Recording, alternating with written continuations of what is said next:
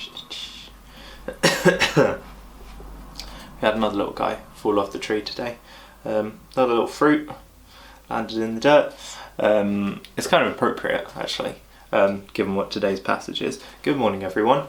Welcome back to the Morning Bible. I'm excited for today's video. We've got a couple of short passages to get through today, but they're both really exciting, so let's just jump into them. We are in Luke still. This is the end of chapter 6. We're going Luke 6, verse 43 onwards. So this one's called A Tree and Its Fruit. This is still Jesus giving his teachings to all of his disciples. He said, "For no good tree bears bad fruit, nor again does a bad tree bear good fruit. For each tree is known by its own fruit. For figs are not gathered from thorn bushes, nor are grapes picked from bramble bushes. A good person out of the good treasure of his heart produces good, and the evil person out of the evil treasure produces evil. For out of the abundance of the heart, his mouth speaks."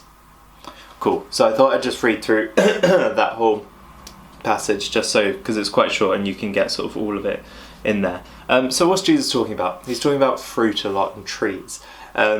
I've said before, but this has definitely come up in a video, that the image of fruit is kind of repeated throughout Jesus' teachings, and it's usually there to show sort of the character that a person has. So the person in this analogy is the tree. So they could be a thorn bush or they could be a fig tree. And the fig tree means they have a good character, they have a good heart. And the thorn bush, obviously it's quite prickly, quite nasty, it's a bit of a weed, will have bad heart, a bad character. And so Jesus is saying, you can't expect this thorn bush to produce nice fruit because it's a bad bush, it's got a bad heart. And equally, this fig tree is going to keep producing good figs, good fruit, because it has a good heart in it. And so Jesus is essentially saying, it ties into what we've been looking at for the last couple of days, where he is talking about good actions. And he isn't necessarily saying good actions define what tree you are. He isn't saying the fruit define the tree you are. He's saying the tree that you are defines the fruit that you have. So your character in the first place defines the actions that you take and the things you tend towards.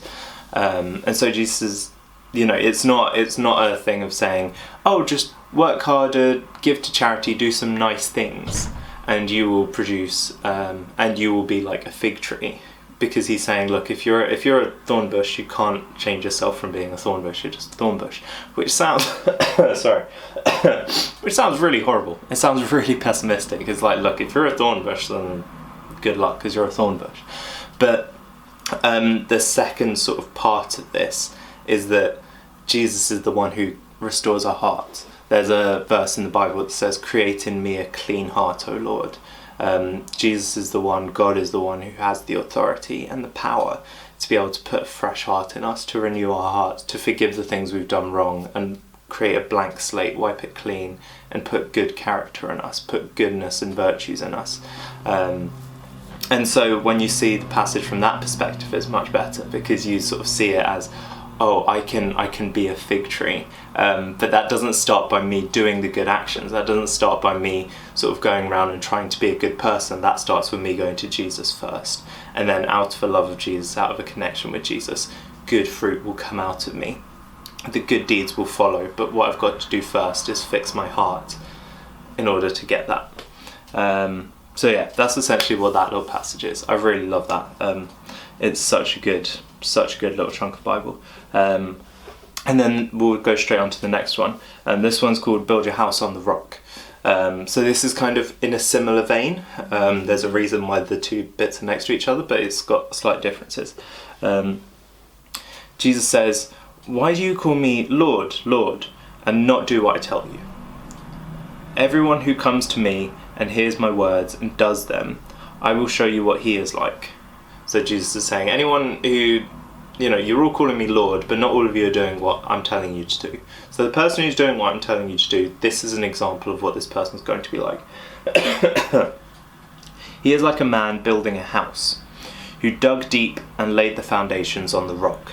So when you're building a house, one of the first things you do is put the foundations in. That's sort of the base that goes sort of under the house, is below the floor, beneath the floor, and it's this really sort of solid, I don't know what it's made of, like concrete or something, really solid chunk, which basically means the house is anchored into the ground properly, is rooted deep, kind of like a tree. A person who's building a house who dug deep and laid the foundation on the rock. And when a flood arose, the stream broke against that house and could not shake it, because it had been well built. So because this house has these deep foundations, this solid base to it, the water, when the floods come, it doesn't wash the house away because the house is strong enough. But the one who hears and does not do them, so the one who listens to Jesus, who hears Jesus but doesn't listen to him, who hears the words he says but doesn't live out any of the commands Jesus gives them, this is like the man who builds his house on the ground without foundation. When the stream broke against it, immediately it fell, and the ruins of that house was great. So another version of this story says the second man built his house on sand. You know, that's something that's just temporary, can move and is soft and, you know, easy.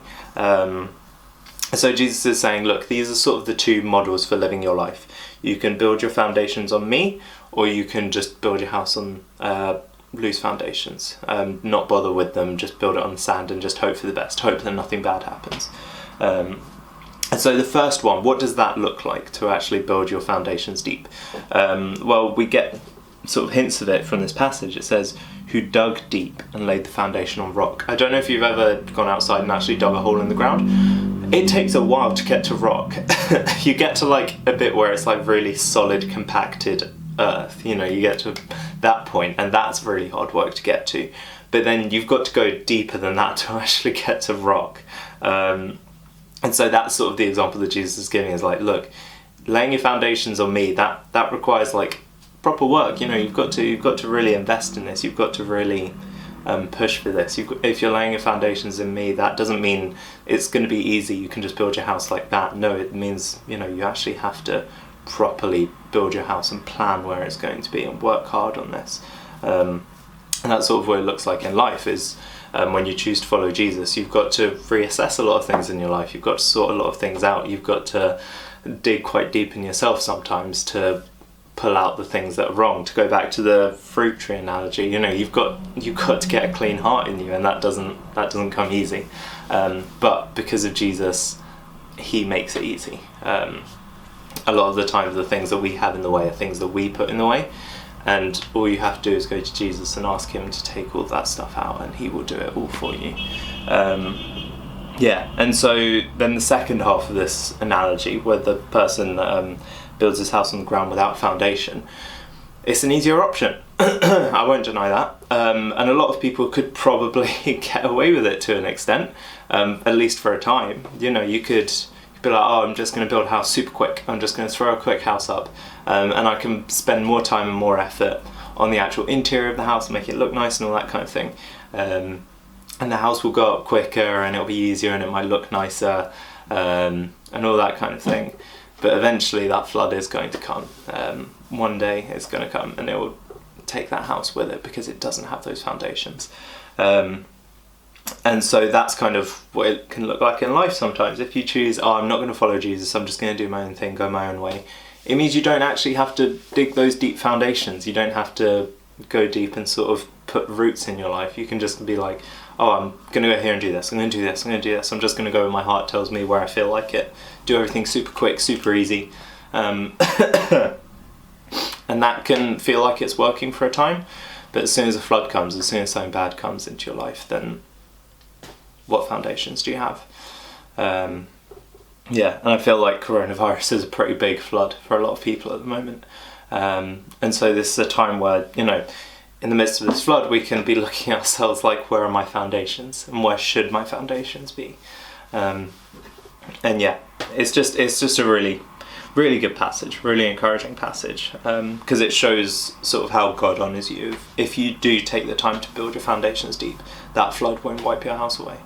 If you do go to God and say, you know, create in me a clean heart, give me a new heart, give me a fresh start, you know. I want the words coming out of my mouth to be an overflow of goodness from my heart, not an overflow of evil from my heart. If you take the time to actually go to God with those things, then he honours that. You see it countless times with all the miracles Jesus does. All it takes is one person coming up to him and saying, Lord, I believe in you, please help me, I need it. And Jesus says, absolutely. So yeah, we're going to end it there today. Really good passage, I really like it. Tomorrow is Sunday, so there won't be a video, but next week we're going to be making a start on chapter 7, which is really encouraging. We're going back into a couple of miracles, and quite big miracles as well, so it's going to be really good to look at. But yeah, I will see you all next week. I hope you have a wonderful Sunday, wonderful weekend. Yeah, and I'll see you soon. Much love.